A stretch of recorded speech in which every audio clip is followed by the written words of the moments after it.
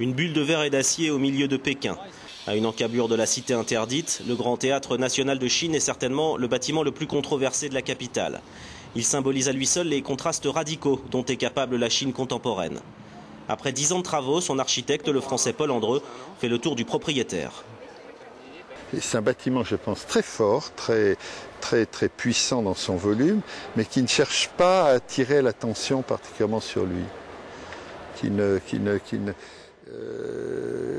n'offense pas le ciel, qui n'a pas d'éléments volontairement marquants, vous voyez, des pointes, des machins, c'est pas un morceau de chewing-gum comme beaucoup de bâtiments aujourd'hui essaient de l'être.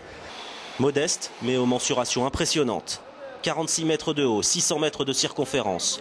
Le tout posé sur un lac artificiel de 35 000 mètres carrés. Surnommé l'œuf de Pékin, il a été critiqué pour sa forme et pour son coût abyssal, plus de 300 millions d'euros. Il est aussi exceptionnel qu'un architecte étranger puisse jusqu'au bout mener un projet de cette envergure.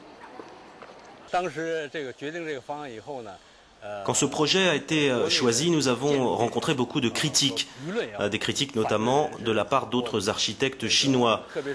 Ils ont trouvé beaucoup de défauts et certains, très connus, ont même envoyé une pétition au gouvernement, une pétition pour demander que l'on revoie les plans du bâtiment.